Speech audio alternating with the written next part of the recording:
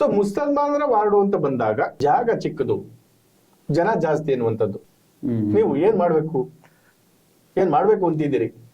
ವಿಸ್ತಾರನ ಹೇಗ್ ಮಾಡ್ತೀರಿ? ವಿಸ್ತರಣೆ ಮಾಡಿಕ್ಕೆ ನಮ್ದ್ರಲ್ಲಿ ಜಾಗದ ಕೊರತೆ ಇದೆ.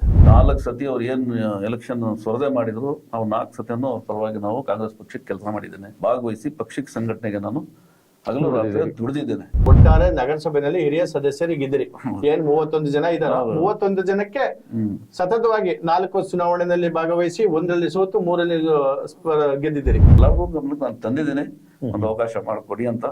ನಾನು ಒಂದು ಒಳ್ಳೆ ಕೆಲಸ ಮಾಡ್ತೀನಿ. ನಾನು ಯಾವುದೇ ಕೆಟ್ಟ ಒಂದು ಅಂದ್ರೆ ಒಂದು ಒಳ್ಳೆ ಅಭಿವೃದ್ಧಿ ನಗರದಲ್ಲಿ ಮಾಡುವಂತದ್ದು ಅನುಭವದ ಆಧಾರದ ಮೇಲೆ ನಂಬಿಕೆ ಇದೆ, ನಾನು ಮಾಡ್ತೀನಿ ಅಂತ. 8 ತಿಂಗಳು ಅಧ್ಯಕ್ಷ ಇಲ್ದೇನೆ ಕಾರ್ಯಭಾರ ನಡೆದೋಯ್ತು. ಏನ್ ಅನ್ಸಿದೆ ನಿಮ್ಗೆ ಈ 8 ತಿಂಗಳ ಅವಧಿ? ನೋಡಿ, ಬಹಳ ನೋವಾಯ್ತದೆ. ಯಾಕಂದ್ರೆ ಈಗ ಅಧಿಕಾರ ಸಿಕ್ಕುದ್ ಕಷ್ಟ. ಈಗ ಓದತ್ನ ನಾವೇನೋ ಮಾಡಕ್ಕಾಗಲ್ಲ. ಇರೋ ಅವಧಿನ ನಾವು ಉಪಯೋಗಿಸ್ಕೊಂಡು ಫಾಲೋ ಮಾಡ್ಕೊಂಡು ಕೆಲಸ ಮಾಡಬೇಕು ಸರ್. ಈಗ ಇರುವಂತ ಸಮಸ್ಯೆನೇ ಅದು, ಮುಂದೆನೂ ಇರ್ಬೋದು. ನೀವು ಅಧ್ಯಕ್ಷರಾದ್ರೆ ಇದಕ್ಕೆ ಏನು ಒಂದು ಕಾರ್ಯಕ್ರಮ ಹೇಗ್ ಮಾಡ್ಬೇಕು ಅನ್ಕೊಂಡಿದ್ದೀವಿ? ಈಗ ನಮ್ಮ ರಸ್ತೆಗಳಾಗ್ಲಿ, ನಮ್ಮ ಮನೆಗಳಾಗ್ಲಿ ಏನದೆ ಅದನ್ನ ಸ್ವಲ್ಪ ಡೆವಲಪ್ಮೆಂಟ್ ಜಮೀರ್ ಅಹಮದ್ ಅವರು 14 ಕೋಟಿ ಕೊಟ್ಟಿದ್ದಾರೆ. ಇದರಲ್ಲಿ ಸುಮಾರು ಕೆಲಸ ಈಗ ಪ್ರಾರಂಭದಲ್ಲಿ ನಡೀತಾ ಇದೆ. ಈಗ ಏನಾರ ಮಾಡಿ ನಮ್ಗೆ ಎಕ್ಸಿಬಿ ಲ್ಯಾಂಡ್ ಅಂತ ಸಿಕ್ಬಿಟ್ರೆ 200 ಕೋಟಿ ಬೇಕಾಯ್ತದೆ. ನಮ್ಗೆ ಸಾಲಲ್ಲ ಇದು ದುಡ್ಡು, ಯಾಕಂದ್ರೆ ಇದು ಬಹಳ ಮೇಜರ್ ಪ್ರಾಬ್ಲಮ್ ಅದ. ಇದೆಲ್ಲ ಜನನು ಎಲ್ಬೇಕಾದ್ರೆ ಅವ್ನಿಗೆ ಬಿಸಾಕ್ಬಿಡೋದು, ಗಾಡಿಯಲ್ಲಿ ಹೋಯ್ತಾ ಹಾಕ್ಬಿಟ್ಟು ಹೊಂಟೋಗೋದು. ಈಗ ಎಜುಕೇಟೆಡ್ ಆದಷ್ಟು ಲಂಚಾವತಾರ ಜಾಸ್ತಿ ಆಗಿದೆ. ಇಲ್ಲ ಆ ತರ ಏನಿಲ್ಲ. ಈಗ ಯಾವುದುವೇ ಪಂಚಾಯತಿ ಸಂಬಂಧಪಟ್ಟಂತೆ ಯಾವ್ದು ಮಾಡ್ತಾ ಇಲ್ಲ, ಎಲ್ಲ ಸ್ಟಾಪ್ ಮಾಡಿದ್ದಾರೆ. CP ಯೋಗೇಶ್ವರ್ ಅವರು ಭರವಸೆ ನೀಡಿದ್ದಾರೆ. ಖಂಡಿತವಾಗ್ಲೂ ನಾನು ಅಧ್ಯಕ್ಷರಾಗ್ತೀನಿ ಅನ್ನೋ ಭರವಸೆ ನಿಮ್ದಿದೆ. ಎಲ್ಲರೂ ಸದಸ್ಯರು ಸಹ ನನಗೆ ಭರವಸೆ ಕೊಟ್ಟಿದ್ದಾರೆ, ಆಗ್ತೀನಿ ಅನ್ನೋ ಭರವಸೆ ನನಗೂ ಇದೆ ಅಂತ ಹೇಳ್ತಾ ಇದ್ದೀರಿ. ಹೌದು, ಸದಸ್ಯರು ನಮ್ಗೆ ಸಪೋರ್ಟ್ ಮಾಡ್ತಾರಂತ ನನ್ಗೆ ಭರವಸೆ ಅದೇ. ನಮ್ಮ ಸಂಬಂಧ ನಮಗೆ ಯಾವ್ದು ನಮ್ಮ ಲಿಂಕ್ ಇದೆ ಅವ್ರಿಗೆಲ್ಲರೂ ನಾನು ಮನವಿ ಮಾಡ್ಕೊತೀನಿ, ಇದೊಂದು ಅವಕಾಶ ಮಾಡಿಕೊಡಿ, ನಾನು ಒಳ್ಳೆ ಕೆಲಸ ಮಾಡ್ಕೊಂಡು ಹೋಯ್ತೀನಿ ಅಂತ ಹೇಳ್ಬಿಟ್ಟು. ಆತ್ಮೀಯ ಕನ್ನಡ ಮನಸ್ಸುಗಳ ನಮಸ್ಕಾರ. ನಾನು ನಿಮ್ಮ ಗೋರಾ ಶ್ರೀನಿವಾಸ್. ನೀವು ನೋಡ್ತಾ ಇದ್ದೀರಿ ಕರುನಾಡು ಟೈಮ್ಸ್ ಡಿಜಿಟಲ್ ಮೀಡಿಯಾ. ಪ್ರಿಯ ವೀಕ್ಷಕರೇ, ಚನ್ನಪಟ್ಟಣ ನಗರದಲ್ಲಿ ನಗರಸಭೆಯ ಅಧ್ಯಕ್ಷರ ಮತ್ತು ಉಪಾಧ್ಯಕ್ಷರ ಚುನಾವಣೆ ಮುಂದಿನ ಹೊಸ ವರ್ಷ ಅಂದ್ರೆ 2025ರ ಜನವರಿ 4ನೇ ತಾರೀಕು ನಿಗದಿಯಾಗಿದೆ. HD ಕುಮಾರಸ್ವಾಮಿ ಅವರು ಚನ್ನಪಟ್ಟಣ ವಿಧಾನಸಭಾ ಕ್ಷೇತ್ರದಲ್ಲಿ ಶಾಸಕರಾಗಿದ್ದಂತಹ ಸಂದರ್ಭದಲ್ಲಿ ನಗರಸಭೆಯ ಅಧ್ಯಕ್ಷರಾಗಿ ಪರಿಶಿಷ್ಟ ಜಾತಿಗೆ ಒಲಿದು ಬಂದಿದ್ದು, ಆ ಸಂದರ್ಭದಲ್ಲಿ ಪ್ರಶಾಂತ್ ರವರು ನಗರಸಭೆಯ ಅಧ್ಯಕ್ಷರಾಗಿದ್ರು. 2.5 ವರ್ಷ ಅವರ ಅವಧಿ ಇತ್ತು. ಸೊ ಅವರ ಅವಧಿ ಮುಗಿದು ಈಗ 4 ಅಂದ್ರೆ ಮುಂದಿನ ತಿಂಗಳ 7ನೇ ತಾರೀಕು ಬಂದ್ರೆ 8 ತಿಂಗಳು ಆಗುತ್ತೆ. ಅದಕ್ಕಿಂತ 3 ದಿವಸ ಮಾತ್ರ ಮುಂಚೆಯಾಗಿ ಚುನಾವಣೆ ನಡೀತಾ ಇದೆ. ಈ ಬಾರಿ ಬಂದಿರುವಂತದ್ದು ಹಿಂದುಳಿದ ವರ್ಗಗಳಿಗೆ. ಈ ಸಂದರ್ಭದಲ್ಲಿ ಹಲವಾರು ಆಕಾಂಕ್ಷಿಗಳಿದ್ದಾರೆ. ನಾನು ಯಾಕಾಗ್ಬಾರ್ದು. ಚನ್ನಪಟ್ಟಣ ನಗರಕ್ಕೆ ಸಂಬಂಧಪಟ್ಟಂತೆ 31 ವಾರ್ಡ್ಗಳಿದೆ. 31 ವಾರ್ಡ್ಗಳಲ್ಲಿ 10 ಮಂದಿ ಮುಸ್ಲಿಂ ಸಮುದಾಯದ ನಗರಸಭೆ ಸದಸ್ಯರಿದ್ದಾರೆ. 31 ವಾರ್ಡ್ ಅಲ್ಲಿ ಗೆದ್ದಿದಂತಹ ಹಲವಾರು ಬಿಜೆಪಿ ಸದಸ್ಯರಲ್ಲಿ ಒಬ್ರು ಮಾತ್ರ ಬಿಜೆಪಿ ಉಳ್ಕೊಂಡು ಉಳಿದಂತವರು ಕಾಂಗ್ರೆಸ್ ಪಕ್ಷದಲ್ಲಿದ್ದಾರೆ. ಅದೇ ರೀತಿ JDS ನಲ್ಲಿ ಗೆದ್ದಂತವ್ರು ಎಲ್ಲರಲ್ಲೂ 3 ಜನ ಹೊರತುಪಡಿಸಿ ಇನ್ ಬಾಕಿ ಅವರೆಲ್ಲರೂ ಕಾಂಗ್ರೆಸ್ ಬಂದಿದ್ದಾರೆ. ಅಂದ್ರೆ ಒಟ್ಟು 27 ಮಂದಿಗೆ ಕಾಂಗ್ರೆಸ್ಸಿಗರಿದ್ದಾರೆ. ಇದೊಂದು ಐತಿಹಾಸಿಕ ಅನ್ಬೋದು. ಗೆದ್ದಿದ್ದೆಲ್ಲೇ ಆದ್ರೂ ಈಗ ಒಟ್ಟಾಗಿರುವಂತದ್ದು ಕಾಂಗ್ರೆಸ್. ರಾಜ್ಯದಲ್ಲಿ ಕಾಂಗ್ರೆಸ್ ಸರ್ಕಾರ ಇದೆ. ಚನ್ನಪಟ್ಟಣ ತಾಲೂಕಿನ ವಿಧಾನಸಭಾ ಕ್ಷೇತ್ರದಲ್ಲಿ ಕಾಂಗ್ರೆಸ್ ಶಾಸಕರಿದ್ದಾರೆ. ಇವೆಲ್ಲವನ್ನ ಪರಿಗಣಿಸಿ ನಾನು ಹಿರಿಯ ಸದಸ್ಯನಿದ್ದೇನೆ, ನನಗೆ ಖಂಡಿತವಾಗ್ಲೂ ಈ ಬಾರಿ ನಗರಸಭೆ ಅಧ್ಯಕ್ಷ ಗಾದಿ ಸಿಗುತ್ತೆ. ಕಾರಣ ಇಷ್ಟೇ, ನಾನು ಮುಂದಿನ ಚುನಾವಣೆಯಲ್ಲಿ ಸ್ಪರ್ಧಿಸೋದು ಕಷ್ಟ, ಬಹುತೇಕ ಸ್ಪರ್ಧೆ ಮಾಡಲ್ಲ. ನಾನು APMC ನಿರ್ದೇಶಕ ಸ್ಥಾನವನ್ನು ಗಳಿಸಿದ್ದೆ. 4 ಬಾರಿ ಚುನಾವಣೆಗೆ ನಿಂತು 3 ಬಾರಿ ಗೆದ್ದಿದ್ದೇನೆ. ಹಾಗಾಗಿ ಈ ಬಾರಿ ನನಗೆ ಅವಕಾಶ ಸಿಗುತ್ತೆ. ವರಿಷ್ಠರು ನನ್ನ ಮೇಲೆ ನಂಬಿಕೆ ಇಟ್ಟಿದ್ದಾರೆ. ನಾನು ಕಾಂಗ್ರೆಸ್ನಲ್ಲಿ ನಂಬಿಕೆ ಉಳಿಸ್ಕೊಂಡಿದ್ದೀನಿ. ಆ ನಿಟ್ಟಿನಲ್ಲಿ ನನಗೆ ಖಂಡಿತವಾಗ್ಲೂ ಅಧ್ಯಕ್ಷ ಗಾದಿ ಸಿಗುತ್ತೆ. ಅಧ್ಯಕ್ಷನಾದ್ರೆ ನಾನು ನಗರವನ್ನ ಏನು ಮಾಡ್ತೀನಿ, ಹೇಗೆ ಅಭಿವೃದ್ಧಿ ಮಾಡ್ತೀನಿ, ಏನೆಲ್ಲ ಸಮಸ್ಯೆಗಳಿದೆ, ಯಾವುದನ್ನ ನಾನು ಮುನ್ನೆಲೆಗೆ ತರಬೇಕು, ನನ್ನ ಅವಧಿನಲ್ಲಿ ನಗರಸಭೆಯನ್ನ ಯಾವ ಮಟ್ಟಿಗೆ ತೆಗೆದುಕೊಂಡು ಹೋಗ್ಬೇಕು ಅನ್ನುವಂತ ಆಕಾಂಕ್ಷೆಯನ್ನ ಇಟ್ಕೊಂಡು ಬಂದಿರುವಂತಹ ನಗರಸಭೆ ಹಿರಿಯ ಸದಸ್ಯ ವಾಸಿಲ್ ಅಲಿಖಾನ್ ರವರು ನಮ್ಮ ಜೊತೆ ಇದ್ದಾರೆ. ಸರ್ ನಮಸ್ಕಾರ. ಸರ್, 2025 ಜನವರಿ 4ನೇ ತಾರೀಕು ಚುನಾವಣೆ ನಿಗದಿಯಾಗಿದೆ, ಅಧ್ಯಕ್ಷ ಮತ್ತು ಉಪಾಧ್ಯಕ್ಷ ಚುನಾವಣೆ. ಈ ಹಿಂದೆ ಇದ್ದಂತಹ ಅಧ್ಯಕ್ಷರು ರಾಜೀನಾಮೆ ಕೊಟ್ಟು 8 ತಿಂಗಳ, ಒಂದು 3-4 ದಿವಸ ಹೆಚ್ಚು ಕಮ್ಮಿ 8 ತಿಂಗಳ ನಂತರ ಚುನಾವಣೆ ಬಂದಿದೆ. ನೀವು ಆಕಾಂಕ್ಷಿನ? ಹೌದು ಸರ್. ಹೇಗೆ ಆಕಾಂಕ್ಷಿ, ಏನ್ ಮಾಡ್ಬೇಕು ಅನ್ಕೊಂಡಿದ್ರಿ, ಹೇಗೆ ಎಲ್ಲರ ಬೆಂಬಲ ನಿಮ್ಗಿದೆಯಾ? ಸರ್, ಇದು ಈಗ ನಾವು ಕಾಂಗ್ರೆಸ್ ಪಕ್ಷದಿಂದ ನಾವು ಗೆದ್ದಿದ್ದೇವೆ. ಇದರ ಮುಂಚೆ ಅವಾಗ ನಾವು JDS ಇಲ್ಲಿದ್ದೋ. ಮತ್ತು ಈಗ ನಾವು ಒಂದು 11-12 ವರ್ಷ ಆಯ್ತು ಕಾಂಗ್ರೆಸ್ಗೆ ಬಂದು. ಆ ನಂತರ ನಾನು ಫಸ್ಟು DK ಸುರೇಶ್ ಈ ಲೋಕಸಭೆ ಚುನಾವಣೆ ನಿಂತಾಗ ನಾವು ಇದೇ ಯೋಗೇಶ್ವರ್ ಜೊತೆಯಲ್ಲಿ ನಾವು KPCCಲಿ ನಾನು JDS ಬಿಟ್ಟು ಕಾಂಗ್ರೆಸ್ ಸೇರ್ಪಡೆ ಆದವು. ಆಮೇಲೆ ಲೋಕಸಭಾ ಎಲೆಕ್ಷನ್ ನಲ್ಲಿ ಡಿ ಕೆ ಸುರೇಶ್ಗೆ ಅವಾಗ ನಿರಂತರವಾಗಿ 4 ಸತಿ ಅವ್ರು ಏನ್ ಎಲೆಕ್ಷನ್ ಸ್ಪರ್ಧೆ ಮಾಡಿದ್ರು ನಾವು 4 ಸತಿಯನ್ನು ಅವ್ರ ಪರವಾಗಿ ನಾವು ಕಾಂಗ್ರೆಸ್ ಪಕ್ಷಕ್ಕೆ ಕೆಲಸ ಮಾಡಿದ್ದೇನೆ. ಮತ್ತು ವಿಧಾನಸಭೆ ಎಲೆಕ್ಷನ್ ಅಲ್ಲಿ ಮತ್ತು ರೇವಣ್ಣ ಅವರು ನಿಂತಾಗ ಮತ್ತು ಗಂಗಾಧರ್ ಅವರು ನಿಂತಾಗ ಮತ್ತು ಈಗ CP ಯೋಗೇಶ್ವರ್ ನಿಂತಾಗಲೂ ನಾವು ವಿಧಾನಸಭೆ ಎಲೆಕ್ಷನ್ ಅಲ್ಲಿ ನಾವು ಪಕ್ಷದ ಪರವಾಗಿ ನಾನು ಕೆಲಸ ಮಾಡಿದ್ದೇನೆ, ಕಾಂಗ್ರೆಸ್ ಪಕ್ಷದ ಪರವಾಗಿ ಮಾಡಿದ್ದೇನೆ.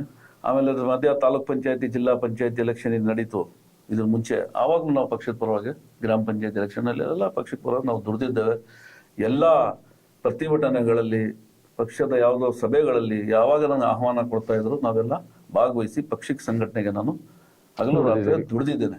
ಆ ನಿಟ್ಟಿನಲ್ಲಿ ನಾನು ನಮ್ಮ ಪಕ್ಷದ ವರಿಷ್ಠರಿಗೆ, ನಮ್ಮ ಉಪಮುಖ್ಯಮಂತ್ರಿ DK ಶಿವಕುಮಾರ್ ಅವರಿಗೆ ಮತ್ತು ನಮ್ಮ ಮಾಜಿ ಲೋಕಸಭಾ ಸದಸ್ಯ DK ಸುರೇಶ್ ಅವರಿಗೆ ಮತ್ತು ಹಾಲಿ ಇರುವಾಗ ವಿಧಾನಸಭಾ ಸದಸ್ಯರಾಗಿರುವಂಥ ನಮ್ಮ CP ಯೋಗೇಶ್ವರ್ ಅವರಿಗೆ ನಾನು ಅವರಿಗೆ ಮನವಿ ಮಾಡ್ಕೊಂಡಿದ್ದೇನೆ.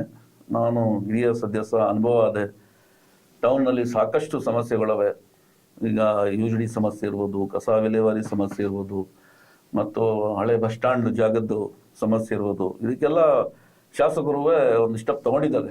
ಏನಾರ ಮಾಡಿ ಬಗೆಹರಿಸಬೇಕು. ಅದ್ರ ಜೊತೆ ನಾನು ಅಧ್ಯಕ್ಷ ಆದ್ರೆ ನಾನು ಕೈ ಜೋಡಿಸ್ತೀನಿ. ನನಗೂ ಅನುಭವ ಇದೆ ಇದ್ರಿಗೆ. ನನ್ಗೆ ಸಾಕಷ್ಟು ನನಗೆ ತಿಳುವಳಿಕೆ ಇದೆ ಈ ವಿಚಾರಗಳಲ್ಲಿ. ಯಾಕಂದ್ರೆ ಇದ್ರ ಮುಂಚೆನೂ ನಾವು ಸಭೆಗಳಲ್ಲಿ ಇದ್ರ ಬಗ್ಗೆ ಸಾಕಷ್ಟು ಚರ್ಚೆ ಮಾಡಿದ್ದೀವಿ. ಆ ನಿಟ್ಟಿನಲ್ಲಿ ನಾನು ಆ ಸ್ಥಾನದಲ್ಲಿ ಕೂತ್ಕೊಂಡ್ರೆ ನಾನು ಟೌನ್ ಅಭಿವೃದ್ಧಿ ಮಾಡಕ್ಕೆ ನಾನು ಶಾಸಕರ ಜೊತೆಲಿ ಕೈ ಜೋಡಿಸಿ ಒಂದು ಪಕ್ಷಕ್ಕೋಸ್ಕರ ಮತ್ತು ಸಾರ್ವಜನಿಕ ಪರವಾಗಿ ನಾನು ಒಳ್ಳೆ ಕೆಲಸ ಮಾಡಬಹುದು ಅಂತ ನಿಷ್ಠೆ ಮತ್ತೆ ನಗರಕ್ಕೆ ಸಂಬಂಧಪಟ್ಟ ಅಭಿವೃದ್ಧಿಗೆ ಸಂಬಂಧಪಟ್ಟಾಗ ನಾನು ಕೆಲಸ ಮಾಡ್ತೇನೆ ಅನ್ನುವಂಥದ್ದು ತಮ್ಮ. ಸೊ ಅಂದ್ರೆ ನೀವು ಮೊದಲು 2001 ಆರಂಭ ಮಾಡ್ತೀರಿ ಸಾರ್ವಜನಿಕ ಜೀವನಕ್ಕೆ ಎಲೆಕ್ಷನ್ ಸಂಬಂಧಪಟ್ಟ ಹಾಗೆ. ಸೊ JDS ಇಂದ ಎಷ್ಟು ಸರಿ ಗೆದ್ದಿದ್ರಿ ತಾವು? 2 ಸತಿ. JDS ಇಂದ 2 ಸರಿ, ಒಂದ್ ಬಾರಿ ಒಂದ್ಸತಿ ಒಂದು 5-6 ಒಟ್ಟಿಂದ ಸೋತಿದ್ದೆ. ಯಾವ್ದ್ರಲ್ಲಿ? JDS ಅಲ್ಲೇ ಸೋತಿ. ಸೊ ಕೊನೆಗೆ ಕಾಂಗ್ರೆಸ್ ಅಂದ್ರೆ ಲೋಕಸಭೆಗೆ ಬಂದಂತ MP ಅಂದ್ರೆ DK ಸುರೇಶ್ ಅವರು ಬಂದಂತ ಸಂದರ್ಭದಲ್ಲಿ ಸತತವಾಗಿ ನೀವು ಕಾಂಗ್ರೆಸ್ ಅಲ್ಲಿ ಇದ್ದೀರಿ.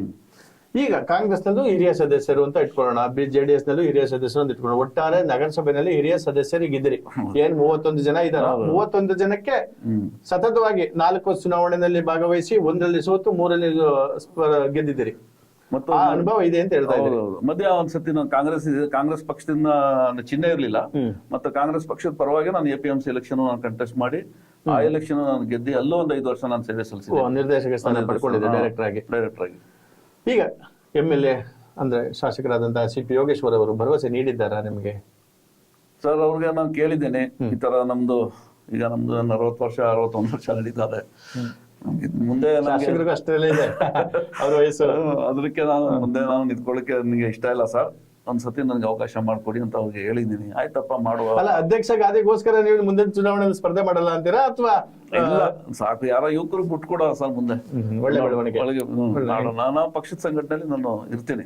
ಕಾಂಗ್ರೆಸ್ ಪಕ್ಷದ ಪರವಾಗಿ ನಾನು ನಮ್ಮ ಏನ್ ವರಿಷ್ಠರು ಏನ್ ಹುದ್ದೆ ಕೊಡ್ತಾರೆ, ಏನ್ ಮಾರ್ಗದರ್ಶನ ಕೊಡ್ತಾರೆ, ಪಕ್ಷದಲ್ಲಿ ಏನೇ ಹುದ್ದೆ ಕೊಟ್ಟು ನಿಭಾಯಿಸ್ತೀನಿ, ಈ ಬಾರಿ ನನಗೆ ಅವಕಾಶ ಮಾಡ್ಕೊಡಿ ಕೇಳಿದೀನಿ. ಅವ್ರಿಗೂ DCM ಅವ್ರಿಗೆ ಸುರೇಶ್ ಅವ್ರಿಗೆ ಮಾತಾಡಿ ಅಂತ ಹೇಳಿದ್ದಾರೆ. ಅಲ್ಲೂ ಮಾತಾಡಿದೀನಿ. ಬಂದಿದೆ. DCM ಅವರು ಆಯ್ತಪ್ಪ ಸಹಾಯ ಮಾಡೋಣ ಅಂತ ಹೇಳಿದ್ದಾರೆ. ಸುರೇಶ್ ಅವ್ರಿಗೂ ತಿಳಿಸಿದ್ದೀನಿ. ಎಲ್ಲ ನಮ್ಮ ಪಕ್ಷದ ವರಿಷ್ಠರು, ನಮ್ಮ MLC ರವಿ ಇರ್ಬೋದು, ಪುಟ್ಟಣ್ಣ ಇರ್ಬೋದು, ಬಾಲಣ್ಣ ಇರ್ಬೋದು, ನಮ್ಮ ವಿಶ್ವನಾಥ್ ಅವ್ರು ಇರ್ಬೋದು, ಜಿಲ್ಲಾಧೀಶರು ಇರ್ಬೋದು, ರಘುನಂದನ್ ರಾಮಣ್ಣ ಇರ್ಬೋದು, ಎಲ್ಲರಿಗೂ ಗಮನಕ್ಕೆ ನಾನು ತಂದಿದ್ದೀನಿ. ಒಂದು ಅವಕಾಶ ಮಾಡಿಕೊಡಿ ಅಂತ. ನಾನು ಒಂದು ಒಳ್ಳೆ ಕೆಲಸ ಮಾಡ್ತೀನಿ. ನಾನು ಯಾವುದೇ ಕೆಟ್ಟ ಒಂದು ಅಂದ್ರೆ ಒಂದು ಒಳ್ಳೆ ಅಭಿವೃದ್ಧಿ ನಂಬಿಕೆ ಇದೆ, ನಾನು ಮಾಡ್ತೀನಿ ಅಂತ. ನಾವು ಮಾಡೋಣ ಅಂತ ಎಲ್ಲರನ್ನ ಜೊತೆಗೆ ಕರ್ಕೊಂಡು ಎಲ್ಲ ಸದಸ್ಯರ ಜೊತೆ ತೆಗೆದುಕೊಂಡು ನಾನು ಒಳ್ಳೆ ಕೆಲಸ ಮಾಡೋಣ ಅಂತ ನನಗೆ ಭರವಸೆ ಇದೆ. ಒಟ್ಟು ಈಗ 27 ಜನ ಕಾಂಗ್ರೆಸ್ ಸದಸ್ಯರಿದ್ದೀರಿ ನೀವು. ಅವ್ರು ಯಾವುದೇ ಪಕ್ಷದಿಂದ ಗೆದ್ದಿರ್ಲಿ, ಈಗ ಒಟ್ಟಾಗಿರುವಂತದ್ದು 31ರಲ್ಲಿ 27 ಜನ ನಿಮ್ ಜೊತೆಲಿ ಇದ್ದಾರೆ. ಸೊ ನೀವು ಕಾಂಗ್ರೆಸ್ ಪಕ್ಷದವರು ಜೊತೆಗೆ ಹಿರಿಯ ಸದಸ್ಯರಿದ್ದೀರಿ. ಏನ್ ಅನ್ಸುತ್ತೆ, ಅವ್ರ ಬೆಂಬಲ ಸಿಗುತ್ತೆ ಅನ್ಕೊಂಡಿದ್ರ 27 ಜನದ್ದು? ನೀವು ಅಧ್ಯಕ್ಷರಾದ್ರೆ ಯಾವ್ದು ಅಡೆತಡೆ ಇಲ್ಲ ಅಂತ, ಅಥವಾ ಅವ್ರ ಜೊತೆ ಮಾತಾಡಿದ್ದೀರಾ ನೀವು ಯಾವಾಗ್ಲಾದ್ರು? ಸರಿ, ಸದಸ್ಯರಿಗೂ ನಾನು ಕೇಳ್ಕೊಂಡಿದ್ದೀನಿ. ನಾನು ಇದು ನಮ್ಗೆ ನಾವು ಹೇಳ್ದಂಗೆ ನಾನು ಸ್ವಲ್ಪ ಸಾಕಪ್ಪ ನಮ್ಗೆ ರಾಜಕೀಯ, ಇದೊಂದ್ಸತಿ ಅವಕಾಶ ಮಾಡ್ಕೊಡಿ ಅಂತ ನಮ್ಮ ಮಾಜಿ ಅಧ್ಯಕ್ಷರಾದ ಪ್ರಶಾಂತ್ ಅವ್ರಿಗೂ, ನಮ್ಮ ಎಲ್ಲ JDS ಇಂದ ಬಂದಿರೋ ಸದಸ್ಯರಿಗೆ, ನಮ್ಮ ಇದು ಪಕ್ಷದಲ್ಲಿರುವ ಸದಸ್ಯರುಗಳಿಗೆ, ಮತ್ತು ಈಗ BJP ಇಂದ ಬಂದು ಕಾಂಗ್ರೆಸ್ ಸೇರ್ಕೊಂಡಿರುವಂತ ಸದಸ್ಯರಿಗೂ ನಾನು ಮನವಿ ಮಾಡ್ಕೊಂಡಿದ್ದೀನಿ. ಎಲ್ಲ ಆಯ್ತು, ನೀ ಬಿಟ್ಟು ಇನ್ನೇನು ಯಾರ ಕೈಲೂ ನಿಭಾಯಿಸಕ್ ಆಗಲ್ಲ ಅಂತ ಅವ್ರು ಹೇಳವ್ರೆ, ನಾನು ಹೇಳ್ತಾ ಇಲ್ಲ. ಅದು ಸಿಗ್ಮೇಲೆ ನಮ್ಮಿಂದ ಯಾರು ಅಂದ್ರೆ ಅಲ್ಲ, ಅವ್ರ ಭಾವನೆ ಹೀಗೆ ಇರ್ಬೋದು, ಹಿರಿಯ ಸದಸ್ಯರಿದ್ದಾರೆ, ಒಂದು ಅನುಭವ ಇದೆ, ಅನುಭವ ಅದೇ ನೀವೇ ಆಗ್ಬೇಕು ಅಂತ ಭರವಸೆ ಕೊಟ್ಟಿದ್ದಾರೆ. ಆ ನಿಟ್ಟಿನಲ್ಲಿ ನಾನು ಈಗ ನನಗೆ ಒಂದು ಅವಕಾಶ ಮಾಡಿಕೊಟ್ರೆ ಒಂದು ಒಳ್ಳೆ ಕೆಲಸ ಮಾಡ್ಬೋದು ಅಂತ ನನಗೆ ವಿಶ್ವಾಸ ಅದು. ನಾನು ನಿಮ್ಗೊಂದು ಇನ್ನೊಂದು ಪ್ರಶ್ನೆ ಕೇಳ್ತೀನಿ ವಸೀಲ್ ಅವರೇ. ಹಿಂದುಳಿದ ವರ್ಗ ಅಂದಕ್ಕೆ ನಿಮ್ಗೆ ಯಾಕೆ ಕೊಡ್ಬೇಕು? ಬೇರೆ ಯಾವ್ದು ಸಮುದಾಯದವ್ರಿಗೂ ಇರ್ಬೋದಲ್ಲ? ಹೌದು ಸರ್, ಐತೆ. ಈಗ ನೋಡಿ, ಈಗ ನಮ್ಮ ನಾಗೇಶ್ ಇದ್ದಾರೆ, ರೇವಣ್ಣ ಇದ್ದಾರೆ, ಈಗ ನಮ್ದ್ರಲ್ಲೂ ಯಾರೋ ಸಾಬೀರ್ ಕೇಳ್ತಾವ್ರೆ, ಮತ್ತಿನ್ ಕೇಳ್ತಾವ್ರೆ. ಕೇಳಲಿ, ಯಾಕಂದ್ರೆ ಎಲ್ಲರಿಗೂ ಆಸೆ ಇರ್ತದೆ ಅವ್ರ ಅಧ್ಯಕ್ಷ ಸ್ಥಾನಕ್ಕೆ ಹೋಗ್ಬೇಕು ಅಂತ ಹೇಳ್ಬಿಟ್ಟು. ಅವ್ರಿನ್ನ ಯುವಕರು, ಇದೇ ಮೊದಲನೇ ಸತಿ ಗೆದ್ದಿರೋರು, ಅವ್ರು ಇನ್ನ ಮುಂದೆ ಅವಕಾಶ ಅದೇ. ಈಗ ತಿರ್ಗಾ ಎಲೆಕ್ಷನ್ ಕಂಟೆಸ್ಟ್ ಮಾಡಿ, ಈಗ ನಾನು ಈ ಹುದ್ದೆಗೆ ಬರ್ಬೇಕಾದ್ರೆ ನಿರಂತರವಾಗಿ ನೀವು ನನ್ನ ಕಂಡಂಗೆ ಒಂದು 24-25 ವರ್ಷ ನಾನು ವೇಟ್ ಮಾಡಿದ್ದೀನಿ. ಆವಾಗ ದೇವರು ಏನೋ ಈ ಒಂದು ಇದಕ್ಕೆ ಈಗ ಕೊಟ್ಟಿದ್ದಾರೆ, ಅವಕಾಶ ಇನ್ನ 2-3 ಸತಿ ಗೆದ್ದಿ ಅವರು ಬೇಕಾದ್ರೆ ಅವಕಾಶ ಸಿಕ್ಕಿದ್ರೆ ಆಗ್ಬೋದು. ಎಲ್ಲ ಒಂದ್ ಕಡೆ ನಿಮ್ಮ ಮಾತನ್ನ ಗಮನಿಸಿದಾಗ ಅವರೆಲ್ಲ ಕಿರಿಯ ಸದಸ್ಯರಿದ್ದಾರೆ, ಮೊದಲನೇ ಬಾರಿ ಗೆದ್ದಿರುವಂತವ್ರು ಇದ್ದಾರೆ. ನಾನು ಹಿಂದೆ ಹೋದ್ರೆ, ಐ ಮೀನ್ ನನ್ಗೆ ಅಧ್ಯಕ್ಷ ಸ್ಥಾನ ಸಿಗದೆ ಬೇರೆ ಯಾರಿಗೂ ಕೊಟ್ರೆ ಕಾಂಗ್ರೆಸ್ ನಲ್ಲಿ ಎಲ್ಲೋ ಒಂದ್ ಕಡೆ ಹಿರಿಯವ್ರಿಗೆ ಮನ್ನಣೆ ಇಲ್ವಾ ಅನ್ನೋ ಸಂದೇಶನೂ ಬೇರೆ ಕಡೆ ಹೋಗ್ಬೋದು. ಬಹುಶಃ ಇದು ಸತ್ಯ. 3 ಸಾರಿ ಗೆದ್ದಂತವ್ರಿಗೆ ಈಗ ಕಾಂಗ್ರೆಸ್ ಪಕ್ಷದಲ್ಲಿ ಏನಿದೆ ಸರ್, ಈಗ ಪಕ್ಷ ಅಂದ್ರೆ ಕಾಂಗ್ರೆಸ್ ಪಕ್ಷ ಮೊದಲು ದುಡಿಮೆ ನೋಡ್ತಾರೆ, ಎಷ್ಟು ವರ್ಷದಿಂದ ಪಕ್ಷಕ್ಕೆ ದುಡಿತಾ ಇದಾರೆ, ಸೇವೆ ಏನು, ಅವ್ರ ಹಿಂಬಾರ ಏನು, ಯಾವ ತರ ಇವರು ನಡ್ಕೊ ಬಂದಿದ್ದಾರೆ ಪಕ್ಷದ ಪರವಾಗಿ. ನಾವೆಲ್ಲ ಆತರ ನಾವು ಪಕ್ಷದ ವಿರುದ್ಧವಾಗಿ ನಾವೇನು ಮಾಡಿಲ್ಲ. ಅವ್ರು ಏನ್ ಆದೇಶ ಕೊಟ್ಟಿದ್ರು ಆದೇಶದ ಪ್ರಕಾರ ನಡ್ಕೊಂಡು ನಾವು ಪಕ್ಷ ಸಂಘಟನೆ ಮಾಡ್ಕೊಂಡು ಬರ್ತಾ ಇದೀವಿ. ಈಗ ನಮ್ಮ ಲೋಕಸಭೆ ಎಲೆಕ್ಷನ್ ಅಲ್ಲಿ ನಾವು 95% ಓಟ್ ಕೊಟ್ಟಿದೀವಿ. ಈ ಯೋಗೇಶ್ವರ ಎಲೆಕ್ಷನ್ ಅಲ್ಲೂ ನಾವು ಕೊಟ್ಟಿದ್ದೀವಿ. ಒಂದ್ಸತಿ ಗಂಗಾಧರ ಎಲೆಕ್ಷನ್ ಅಲ್ಲಿ ಸ್ವಲ್ಪ ಅದು ತಮಗೆ ಗೊತ್ತು ಎಲ್ಲರಿಗೂ, ರಾಜ್ಯಕ್ಕೂ ಸ್ವಲ್ಪ ಏನೋ ಬಿಜೆಪಿ ಬಂದ್ಬಿಡ್ತು ಅಂದ್ಬಿಟ್ಟು ಎಲ್ಲ ವಿರುದ್ಧವಾಗಿ ಯಾರ ಮಾತು ಕೇಳಲಿಲ್ಲ ಜನ, ಅವಾಗ ಓಟ್ ಕೊಟ್ರು. ಅದು ಎಲ್ಲ ನಮ್ದೇ ಅಂತಲ್ಲ, ಎಲ್ಲಾ ವಾರ್ಡ್ಗಳಲ್ಲೂ ಡ್ಯಾಮೇಜ್ ಆಯ್ತು ಆ ಟೈಮಲ್ಲಿ. ಆಮೇಲೆ ಕುಮಾರಸ್ವಾಮಿ ಗೆದ್ರು, ತಿರ್ಗಾ 6 ವರ್ಷ ಈ ಕಡೆ ತಿರುಗಿ ನೋಡ್ಲಿಲ್ಲ. ಈಗ ನೋಡ್ತಾ ಇದೀವಿ ಈಗ ಟೌನ್ ಯಾವ ಮಟ್ಟಕ್ಕೆ ಬಂದಿದೆ ಅಂದ್ಬಿಟ್ಟು. ಈಗ ಶಾಸಕರು ನಮ್ಮ ಯೋಗೇಶ್ವರ್ ಗೆದ್ಮೇಲೆ ನೋಡಿ ಒಂಥರ ಕಳೆ ಬಂದಂಗೆ ಒಂದಷ್ಟು ಚಾಲನೆ ಕ್ಯಾಂಪ್ ಮಾಡಿಸ್ತಾ ಇದ್ದಾರೆ. ಈ ಮೊನ್ನೆ ಒಂದು ಕಾರ್ಯಕ್ರಮ ಮಾಡ್ಲಿಕ್ಕೆ ಅಂತ ಹೇಳಿ ಹಳೆ ಬಸ್ ಸ್ಟ್ಯಾಂಡ್ ಸಂಬಂಧಪಟ್ಟ ಕರೆದಿದ್ರು, ಅದೇನೋ ಆಕಸ್ಮಿಕವಾಗಿ ಮಿಸ್ ಆಗಿದೆ. ಸೊ ಅಂದ್ರೆ ಸ್ಟೆಪ್ ತಗೋತಾ ಇದ್ದಾರೆ ಎಲ್ಲ. ಅವ್ರಿಗೆ ದಿನ ಎಲ್ಲ ಅಧಿಕಾರಿಗಳು ಚರ್ಚೆಯಲ್ಲಿದ್ದಾರೆ ಮುಂದೆ ಏನ್ ಮಾಡ್ಬೇಕು ಅಂತ. ಅಲ್ಲ, ಒಮ್ಮೆ ಒಂದ್ಸರಿ ಉಪಾಧ್ಯಕ್ಷ ಸ್ಥಾನಕ್ಕೆ ಕೊಡುವಂತ ಸಂದರ್ಭದಲ್ಲೂ ನಿಮ್ಮನ್ನ ಕೈ ಬಿಟ್ರು ಅಂತ ರೇಷ್ಮಾ ಬಾನು ಅವರು ಮಾಡಿದ್ರು, ನಿಮ್ಗೆ ಅವಕಾಶ ಇತ್ತು ಅನ್ನುವಂತ ಒಂದು ಮಾತು. ಸರ್ ಹೌದು, ಅವಾಗ ಉಪಾಧ್ಯಕ್ಷ ಇದ್ದಾಗ ನಾನೇ ರಾಜೀನಾಮೆ ಕೊಟ್ಬಿಟ್ಟೆ ಅವಾಗ. ಈಗ ಬಿಟ್ಬಿಟ್ರ ಕೊಡ್ಸೋದ್ರ ಇಲ್ಲ, ಹೇಳಿದ್ರು ಅವಾಗ ಶಾಸಕರು, ನಮ್ಮ ಅಧ್ಯಕ್ಷರು, ನಮ್ಮ ಇವರಿದ್ರಲ್ಲ ಅಶ್ವಥ್ ಅವ್ರಿದ್ರು ಅವಾಗ ಇದ್ದಾಗ ಅವರೆಲ್ಲ ಒಂದು ಸೂಚನೆ ಕೊಟ್ಬಿಡಿ ಅಂತ. ಆಯ್ತು ಅಂದ್ಬಿಟ್ಟು ನಾವು ಕೊಟ್ಬಿಟ್ಟು, ನಾನು ಅವಾಗ 1.5 ವರ್ಷ ಇದ್ದೆ ಹುದ್ದೆ ಒಳಗೆ. ಆಮೇಲೆ ಕೊಟ್ಬಿಟ್ಟು ಅವರು ಒಂದು 8 ತಿಂಗಳು 10 ತಿಂಗಳೇನೋ ಇದ್ರು ರೇಷ್ಮೆ ಬನ್ನು. ಈಗ 30 ತಿಂಗಳು, 2.5 ವರ್ಷ ಅವಧಿ 5 ವರ್ಷದಲ್ಲಿ. ಈಗ ಆಲ್ರೆಡಿ 8 ತಿಂಗಳು ಕಳೆದೋಗಿದೆ, ಇನ್ನು 22 ತಿಂಗಳು. ಏನ್ ಭರವಸೆ ಇದೆಯಾ ನಿಮ್ಗೆ? ಸರ್ ಇದಕ್ಕೆ 22 ತಿಂಗಳಲ್ಲಿ ಏನಾದ್ರೆ ಸ್ವಲ್ಪ ಹಗಲು ರಾತ್ರಿ ದುಡಿಬೇಕು, ಟೈಮ್ ಕೊಡ್ಬೇಕು, ಅಧಿಕಾರಿಗಳ ಜೊತೆ ವಿಶ್ವಾಸಕ್ಕೆ ತಗೋಬೇಕು, ಫಾಲೋ ಮಾಡ್ಬೇಕು ಕಾಮಗಾರಿಗಳಿಗೆ. ಏನದೆ ನಮ್ಮ ಈಗ ಅಧಿಕಾರಿಗಳು ಏನ್ ಮಾಡ್ತಾ ಇದಾರೆ, ಏನ್ ಎತ್ತ ಅನ್ಬಿಟ್ಟು. ಯಾಕಂದ್ರೆ ಈಗ 22 ತಿಂಗಳು ಮಾತೆಲ್ಲ ಹೊಟ್ಟಿತದೆ, ಗೊತ್ತಾಗಲ್ಲ. ಆ ನಿಟ್ಟಿನಲ್ಲಿ ನಾವು ಎಷ್ಟು ನಾವು 22 ತಿಂಗಳು ಇರ್ತೀವಿ, ಆ ನಿಟ್ಟಿನಲ್ಲಿ ನಾವು ಎಷ್ಟಾಯ್ತದೆ ನಮ್ಗೆ ಸಾಧ್ಯ ಆದಷ್ಟು ಕೆಲಸ ಮಾಡಿ. 8 ತಿಂಗಳು ಅಧ್ಯಕ್ಷ ಇಲ್ದೇನೆ ಕಾರ್ಯಭಾರ ನಡೆದೋಯ್ತು. ಏನ್ ಅನ್ಸಿದೆ ನಿಮ್ಗೆ ಈ 8 ತಿಂಗಳ ಅವಧಿ? ಅಧ್ಯಕ್ಷ ಇದ್ದಾಗ್ಲೇನೋ, ಅಧ್ಯಕ್ಷ ಇಲ್ಲದೆ ಹೋದಾಗ ಇನ್ನು ಉಳಿದಂತ ನೋಡಿ ಬಹಳ ನೋವಾಯ್ತದೆ. ಯಾಕಂದ್ರೆ ಈಗ ಅಧಿಕಾರ ಸಿಕ್ಕುದ್ ಕಷ್ಟ. ಈಗ ಏನೋ ಅಡಚಣೆ ಇರ್ಲಿಲ್ಲ, ಏನೋ ಅದೇನೋ ನಮ್ಮ ಬೈ ಎಲೆಕ್ಷನ್ ಗಂಟ ಏನೋ ವೇಟ್ ಮಾಡಿದ್ರು, ಆಯ್ತು. ಈಗ ಅವರಿಷ್ಟು ತೀರ್ಮಾನ ತಗೊಂಡಾಗ ನಾವೇನೋ ಮಾತಾಡೋಕ್ ಆಗಲ್ಲ. ಮುಂದಕ್ಕೆ ಹೋಯ್ತು. ಈಗ ಮುಂದಕ್ಕಾಗ ಹೋಗಿ ಈಗ ಏನೋ ಡೇಟು 4ನೇ ತಾರೀಕು ನಿಗದಿ ಮಾಡಿದ್ದಾರೆ. ಈಗ ಓದತ್ನ ನಾವೇನೋ ಮಾಡೋಕ್ಕಾಗಲ್ಲ. ಇರೋ ಅವಧಿನ ನಾವು ಉಪಯೋಗಿಸ್ಕೊಂಡು ಸ್ವಲ್ಪ ಫಾಸ್ಟ್ ಆಗಿ ಫಾಲೋ ಮಾಡ್ಕೊಂಡು ಕೆಲಸ ಮಾಡಬೇಕು ಸರ್. ಈಗ ಚನ್ನಪಟ್ಟಣ ಅಂತ ಬಂದಾಗ, ಈ ಕಳೆದ ವಿಧಾನಸಭೆ ಉಪಚುನಾವಣೆಯನ್ನು ತಗೊಂಡಂತ ಸಂದರ್ಭದಲ್ಲಿ 31 ವಾರ್ಡ್ಗಳಲ್ಲಿ ಮತ ಗಳಿಕೆಯನ್ನು ನಾವು ಗಮನಿಸಿದಂತ ಸಂದರ್ಭದಲ್ಲಿ 11 ವಾರ್ಡಲ್ಲಿ ಅಷ್ಟೇ ಮತದಾನ, ಅರ್ಧ ಮತದಾನ. ಅಂದ್ರೆ 100 ಮತದಾನದಲ್ಲಿ 100 ಮತದಾರರಿದ್ರೆ 50 11 ವಾರ್ಡಲ್ಲಿ ಇದೆ, ಇನ್ನು 50 20 ವಾರ್ಡಲ್ಲಿ ಇದೆ ಅನ್ನುವಂಥದ್ದು. ಅಷ್ಟು ಮಂದಿ 11 ವಾರ್ಡಲ್ಲಿ ಇದ್ದಾರೆ. 31 ವಾರ್ಡ್, ನಿಮ್ಗೆ ಅರ್ಥ ಮಾಡ್ಕೊಳ್ಳಿ, ಒಟ್ಟು 31 ವಾರ್ಡ್. 31 ವಾರ್ಡಲ್ಲಿ 11 ವಾರ್ಡಲ್ಲೂ ಅಷ್ಟೇ ಮತದಾನ ಆಗುತ್ತೆ, 20 ವಾರ್ಡಲ್ಲೂ ಅಷ್ಟೇ ಮತದಾನ ಆಗುತ್ತೆ, 50-50. ಸೊ ಮುಸಲ್ಮಾನರ ವಾರ್ಡು ಅಂತ ಬಂದಾಗ ಜಾಗ ಚಿಕ್ಕದು, ಜನ ಜಾಸ್ತಿ ಅನ್ನುವಂಥದ್ದು. ನೀವು ಏನ್ ಮಾಡ್ಬೇಕು ಅಂತಿದ್ದೀರಿ? ವಿಸ್ತಾರನ ಹೇಗ್ ಮಾಡ್ತೀರಿ? ಯಾಕೆ ಅವ್ರು ಇವತ್ತು ಆ ಕೊಳಚೆ ಇದ್ರಲ್ಲೇ ಇರ್ಬೇಕಾ? ನಿಮ್ಮದೇ ಸಮುದಾಯ ಹೇಗೆ ಅವರು ಬೆಳವಣಿಗೆ ಹೊಂದಲಿಕ್ಕೆ, ಒಂದು ವಿದ್ಯಾಭ್ಯಾಸ ಮುಂದುವರಿಕೆ ಸಾಧ್ಯ? ನೀವು ಕೇಳ್ತಾ ಇರೋದು ಒಳ್ಳೆ ಪ್ರಶ್ನೆ. ವಿಸ್ತರಣೆ ಮಾಡಲಿಕ್ಕೆ ನಮ್ದ್ರಲ್ಲಿ ಜಾಗದ ಕೊರತೆ ಇದೆ. ಈ ಕಡೆ ಒಂದ್ ಕಡೆ ರೈಲ್ವೆ ಲೈನ್ ಬಂದ್ಬಿಡ್ತು, ಆ ಕಡೆ ಹೋದಾಗ ಈ ಕಡೆ ಸಾತ್ನೂರ್ ರೋಡಲ್ಲಿ ಅಲ್ಲಿ ಹೌಸಿಂಗ್ ಬೋರ್ಡು, ನಮ್ಮ ಆ ಕಡೆ ಎಲ್ಲೋ ಹೊಸ ಬಡಾವಣೆ ಮಾಡಕ್ ಆಗಲ್ಲ. ಈಗ ಒಂದು ಇದು ಅದು ನೀವು ಹೇಳ್ತಾ ಇರುವಂತದ್ದು ಸಾಮಾನ್ಯ. ನಾನ್ ಕೇಳ್ತಾ ಇರೋದು ಹೇಗೆ ಅಂದ್ರೆ, ನೀವು ಅಧ್ಯಕ್ಷರಾದ್ರೆ ಇದಕ್ಕೆ ಹೇಗೆ ಅಂತ. ಈಗ ಇರುವಂತ ಸಮಸ್ಯೆನೇ ಅದು, ಮುಂದೆನೂ ಇರ್ಬೋದು. ನೀವು ಅಧ್ಯಕ್ಷರಾದ್ರೆ ಇದಕ್ಕೆ ಏನು ಒಂದು ಕಾರ್ಯಕ್ರಮನ ಹೇಗ್ ಮಾಡ್ಬೇಕು ಅನ್ಕೊಂಡಿದ್ದೀರಿ? ಎಲ್ಲರಂತೆ ಅವರು ಜೀವಿಸ್ಬೇಕಲ್ಲ. ಜೀವಿಸ್ಬೇಕು. ಈಗ ನನ್ನ ಪ್ರಕಾರ ಅವರು ಯಾವ ತರ ಈಗ ನಮ್ಮ ರಸ್ತೆಗಳಾಗ್ಲಿ, ನಮ್ಮ ಮನೆಗಳಾಗ್ಲಿ ಏನದೆ ಅದನ್ನ ಸ್ವಲ್ಪ ಡೆವಲಪ್ಮೆಂಟ್. ಈಗ ನೋಡಿ, ಈಗ ಮೈನಾರಿಟಿ ಇದ್ರಲ್ಲಿ ನಮ್ಗೆ ಒಂದು 14 ಕೋಟಿ ಕೊಟ್ಟಿದ್ದಾರೆ. ಈಗ ಜಮೀರ್ ಅಹಮದ್ ಅವರು 14 ಕೋಟಿ ಕೊಟ್ಟಿದ್ದಾರೆ. ಆ ಇದರಲ್ಲಿ ಸುಮಾರು ಕೆಲಸ ಈಗ ಪ್ರಾರಂಭದಲ್ಲಿ ನಡೀತಾ ಇದೆ. ಈಗ 1-2-3 ತಿಂಗಳಿಂದ ಅದರಲ್ಲಿ ಚರಂಡಿ ಆಗ್ಬೋದು, ರಸ್ತೆ ಆಗ್ಬೋದು, ಈಗ ಸುಮಾರು ಅಭಿವೃದ್ಧಿ ಮಾಡ್ತಾ ಇದೀವಿ.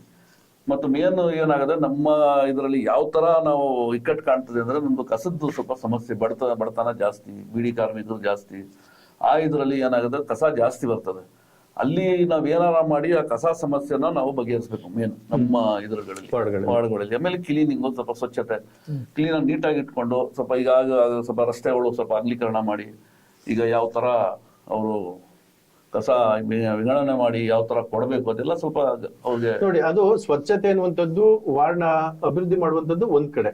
ಆದ್ರೆ ಇಲ್ಲ ಒಂದ್ ಕಡೆ ಮುಸಲ್ಮಾನರು ಅಂತ ಬಂದಾಗ ವಿದ್ಯಾಭ್ಯಾಸ ಕೊರತೆ ಇದೆ, ಹಾಗಾಗಿ ಬೆಳವಣಿಗೆ ಆಗಕ್ಕಾಗ್ತಾ ಇಲ್ಲ. ಆ ನಿಟ್ಟಿನಲ್ಲಿ ನನ್ನ ಪ್ರಶ್ನೆ.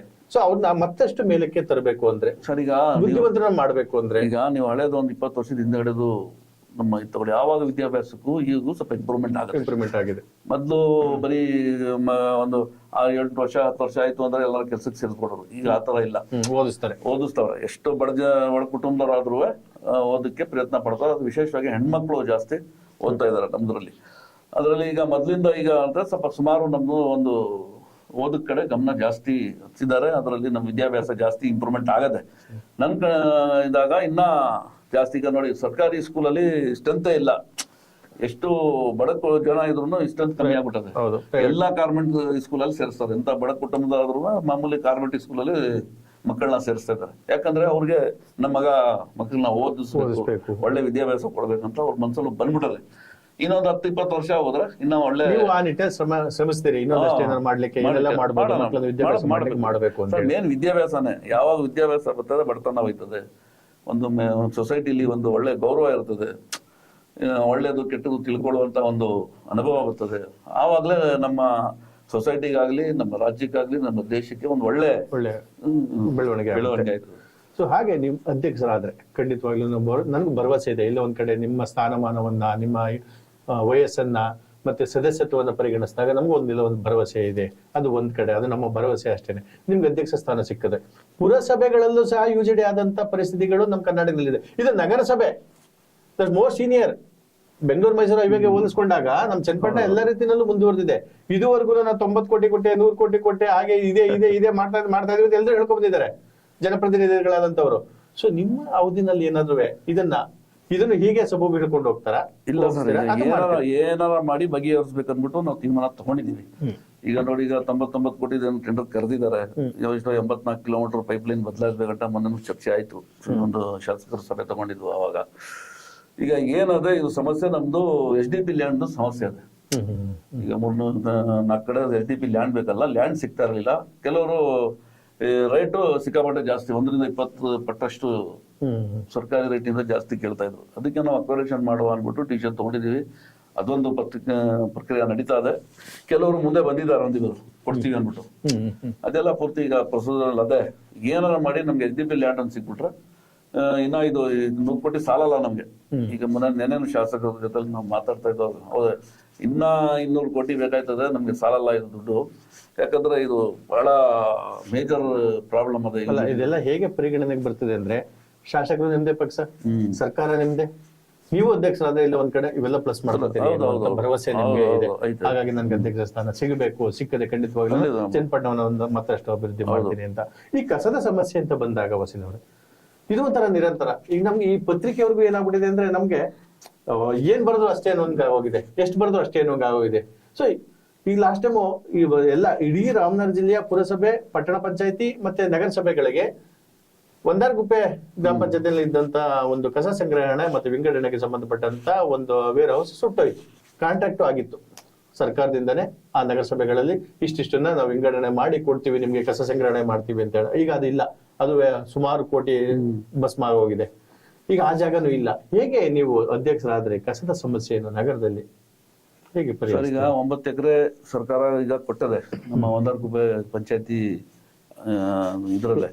ಅದರಲ್ಲಿ ಈಗ ನಾವು ಎಲ್ಲ ಕಾಂಪೌಂಡ್ ಹಾಕಿ ಅದಕ್ಕೆ ಯಾವ ತರ ನಾವು ಘಟಕ ಮಾಡಿ ಅದಕ್ಕೆ ಯಾವ ತರ ಗೊಬ್ಬರ ಮಾಡೋದು, ಕಸ ವಿಂಗಡಣೆ ಮಾಡಿ, ಈಗ ಹಸಿ ಕಸ ಒಣ ಕಸ ಬೇರೆ ಬೇರೆ ಮಾಡಿ ಅದಕ್ಕೆ ಒಂದು ರೂಪ ಈಗ ಯಾವ ತರ ತರಬೇಕು, ಎಷ್ಟು ಟನ್ ಈಗ ನಮ್ಗೆ ಸುಮಾರು ಎಷ್ಟು ಕಸ ಬರ್ತಾ ಇದೆ ದಿವಸ, ಆ ಕಸನ ತಗೊಂಡೋಗಿ ಅಲ್ಲೇ ನಾವು ಇದ್ ಮಾಡಿ ಗೊಬ್ಬರ ಮಾಡಿ ಬೇರೆ ಬೇರೆ ಮಾಡಿ ಒಂಚೂರು ಟೌನ್ ಒಳಗಡೆ ಎಲ್ಲೂ ಕಸದ ಸಮಸ್ಯೆ ಇರಬಾರ್ದು. ಆಮೇಲೆ ಜನನೂ ಒಂದ್ ಸ್ವಲ್ಪ ಜಾಗೃತಿಯಾಗಿರ್ಬೇಕು ಸರ್ ಕಸದ ವಿಚಾರದಲ್ಲಿ.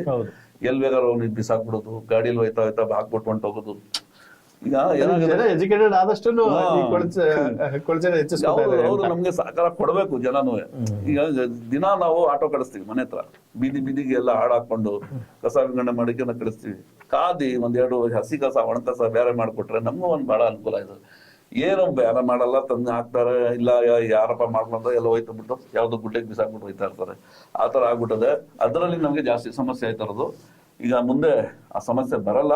ನಾವೇನಿರೋದು ಈಗ ಮೊನ್ನೆ ಶರ್ಜಾಪುರ ಹತ್ರ ಅಧಿಕಾರಿಗಳು ನೋಡ್ಕೊಂಡ್ ಬಂದವ್ರೆ, ಘಟಕ ಯಾವ ತರ ಮಾಡ್ಬೇಕು, ಇದು ಕಸ ಗೌರವ ಮಾಡೋಕ್ಕಿಂತ. ಒಂದ್ಸತಿ ನಾವು ಪ್ಯಾಲೇಸ್ ಅಲ್ಲಿ ಒಂದು ಎಕ್ಸಾಮಿಷನ್ ಹೋಗಿದ್ವಿ ಲಾಸ್ಟ್ ಇಯರ್. ಆ ಟೈಮಲ್ಲಿ ಎಲ್ಲ ಕಸ ಏನಿದ್ರು ಮಿಷನ್ ಬೇರೆ ಬೇರೆ ಮಾಡ್ಬಿಡ್ತದಂತೆ. ಗಾಜಿದ್ರು ಗಾಜು, ಹಸಿ ಕಸ, ಒಣ ಕಸ, ತಗಡು ಎಲ್ಲ ನೀವು ಎಲ್ಲಿ ಯಾವ್ದು ಉಪಯೋಗಿಸ್ಕೋಬೇಕು. ಆ ತರ ಆಗ್ಬಿಟ್ರೆ ಒಳ್ಳೇದು. ತಗೊಂಡ್ ಹಾಕ್ಬಿಟ್ರೆ ಅದು ಅದೇ ಆಟೋಮೆಟಿಕ್. ನಮ್ಮ ಜನಪ್ರತಿನಿಧಿಗಳು ವಿದೇಶ ತನಕ ಹೋಗಿ ಬರ್ತಾರೆ ಟ್ರೈನಿಂಗ್ ಅಂತ ಹೇಳಿ, ಯಾವ್ದು ಇದುವರೆಗೂ ಕಾರ್ಯರೂಪಕ್ಕೆ ಬಂದಿಲ್ಲ. ಕೊನೆಯ 2 ಪ್ರಶ್ನೆಗಳನ್ನ ಕೇಳಿ ಇದನ್ನ ಮುಗಿಸ್ಕೊಡ್ತೀನಿ ತಮ್ಗೆ.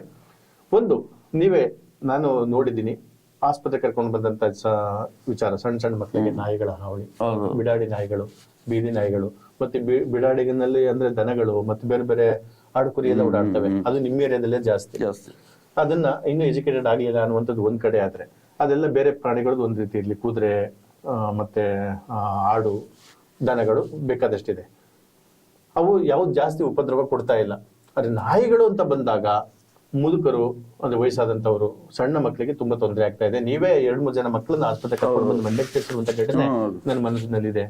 ಹಾಗಾಗಿ ಇದು ಬಹಳಷ್ಟು, ಈಗ ನೀವು ಹಾಲಿ ಸದಸ್ಯ ಆಗ್ಬೇಕು ಅಂತ ಏನಿಲ್ಲ, ಇದಕ್ಕೆ ಒಬ್ಬ ಸದಸ್ಯರಾಗಿ ಏನ್ ಕ್ರಮ ಕೈಗೊಂಡಿದ್ದೀರಿ, ಹೇಗೆ ಒತ್ತಡ ಹಾಕಿದ್ದೀರಿ ಅಧಿಕಾರಿಗಳ ಮೇಲೆ? ಸುಮಾರು ಸತಿ ಇದಕ್ಕೆ ಚರ್ಚೆ ತಗೊಂಡ್ ಮಾಡಿದೀವಿ, ಸಾಮಾನ್ಯ ಸಭೆಗಳಲ್ಲೂ ಮಾಡಿದೀವಿ. ಇದು 2 ಸಲ ಟೆಂಡರ್ ಕರೆದಿದೀವಿ. ನಾಯಿ ಹಿಡಿದ್ಬಿಟ್ಟು ಅದಕ್ಕೆ ಇದಕ್ಕೆ ಇದ್ ಮಾಡ್ತಾರಲ್ಲ,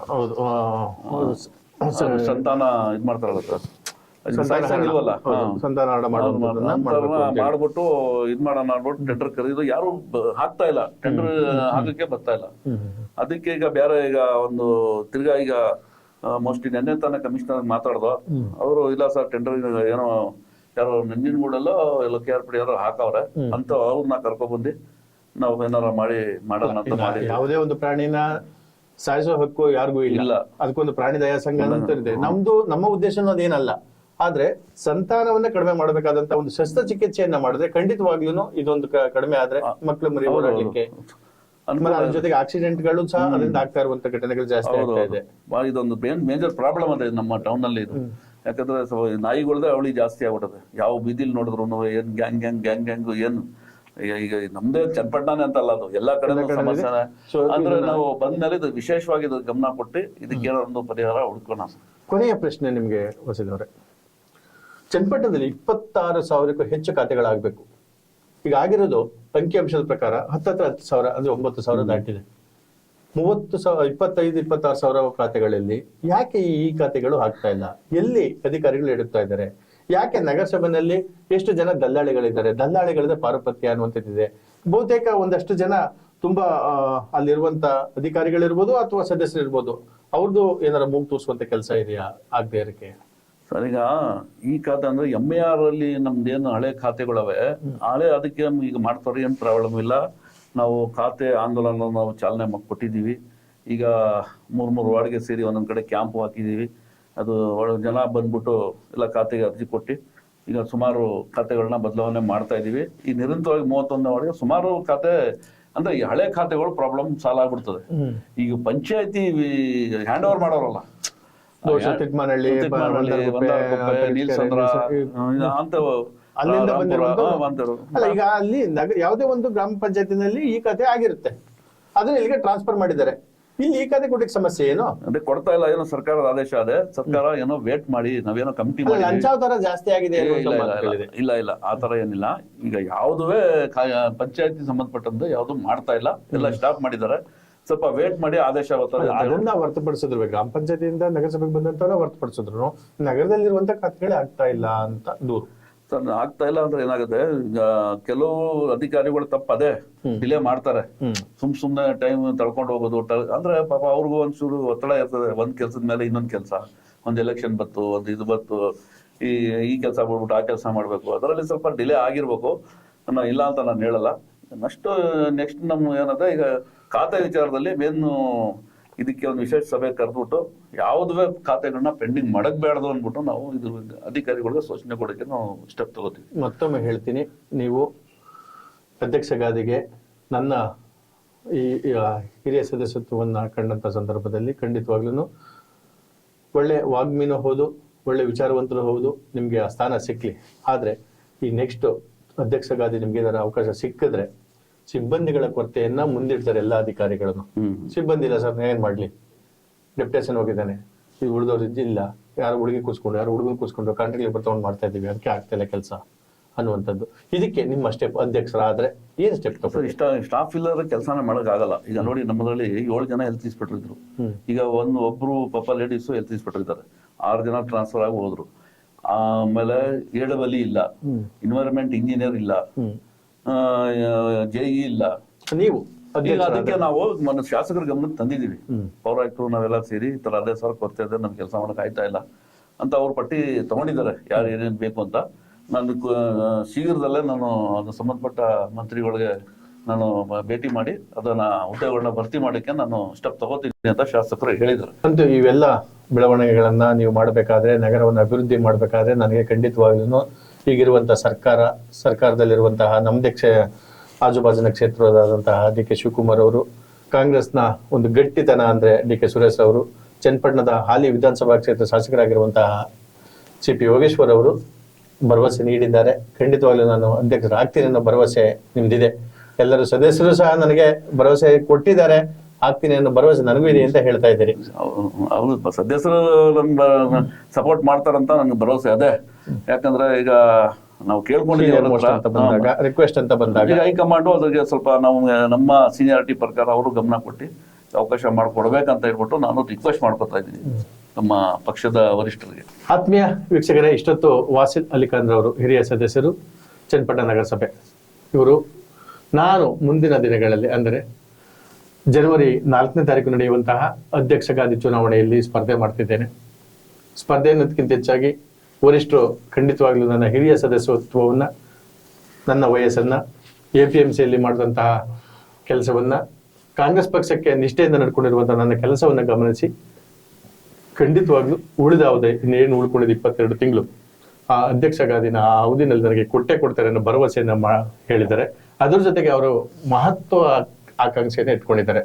ಚನ್ನಪಟ್ಟಣದಲ್ಲಿ ನಾನು ನಗರಸಭೆ ಅಧ್ಯಕ್ಷನಾದ್ರೆ ನಗರಸಭೆಯಲ್ಲಿ ಯಾವ ಕೆಲಸಗಳು ಪೆಂಡಿಂಗ್ ಇದೆ, ಯಾಕೆ ಆ ಕೆಲಸಗಳು ಆಗ್ತಾ ಇಲ್ಲ, ಅದರಿಂದ ಆಗ್ತಾ ಇರುವಂತಹ ಸರ್ಕಾರಕ್ಕೆ ನಷ್ಟ ಏನು, ಜನಗಳಿಗೆ ಆಗ್ತಾ ಇರುವಂತಹ ನಷ್ಟ ಏನು, ಅದನ್ನೆಲ್ಲ ಹೇಗೆ ನಾನು ಸರಿಪಡಿಸಬೇಕು, ನನ್ನ ಅವಧಿಯಲ್ಲಿ ನನ್ನ ಅನುಭವದ ಆಧಾರದ ಮೇಲೆ ಎಲ್ಲರನ್ನೂ ಒಳಗೊಂಡಂತೆ ನಾನು ಅವ್ರನ್ನೆಲ್ಲ ಜೊತೆಯಲ್ಲೇ ಕರ್ಕೊಂಡು ಹೋಗಿ ಎಲ್ಲಾ ಕೆಲಸವನ್ನ, ನಾಯಿಗಳ ಹಾವಳಿ ಇರ್ಬೋದು, ಕಸದ ನಿವಾರಣೆ ಇರ್ಬೋದು, ಸಿಬ್ಬಂದಿಗಳ ಕೊರತೆ ಇರ್ಬೋದು, ಹಾಗೆ ಈ ನಿಟ್ಟಿನಲ್ಲಿ ಎಷ್ಟೆಷ್ಟು ಇದೆ ಎಲ್ಲವನ್ನು ನಾನು ಪರಿಗಣಿಸಿಕೊಂಡು UGD ಆದಿಯಾಗಿ ಎಲ್ಲ ಕೆಲಸವನ್ನ ಅಭಿವೃದ್ಧಿ ಪಥದತ್ತ ನಾನು ಕೊಂಡೋಗ್ತೀನಿ. ಹಾಗಾಗಿ ವರಿಷ್ಠರು ನನಗೆ ಮತ್ತೆ ನನ್ನ ಸದಸ್ಯರು ನನಗೆ ಈ ಅಧ್ಯಕ್ಷ ಸ್ಥಾನವನ್ನ ಗಳಿಸ್ಕೊಡ್ಬೇಕು, ಅದಕ್ಕೆ ಯಾವುದೇ ತಕರಾರು ಬೇಡ, ನಿಮ್ಮೆಲ್ಲ ಜೊತೆಲಿ ಕರ್ಕೊಂಡು ಹೋಗ್ತೀನಿ ಅಂತ ಹೇಳಿ ಮನವಿ ಮಾಡ್ಕೊಂಡಿದ್ದಾರೆ. ನಾನು ನಮ್ಮ ವರಿಷ್ಠರಿಗೆ, ನಮ್ಮ DCM DK ಶಿವಕುಮಾರ್ ಅವರಿಗೆ ಮತ್ತು ಮಾಜಿ ಸಂಸದರಾದಂಥ ನಮ್ಮ DK ಸುರೇಶ್ ರವರಿಗೆ ಮತ್ತು ನಮ್ಮ ಶಾಸಕರಾದಂಥ CP ಯೋಗೇಶ್ವರ್ ಅವರಿಗೆ ಮತ್ತು ನಮ್ಮ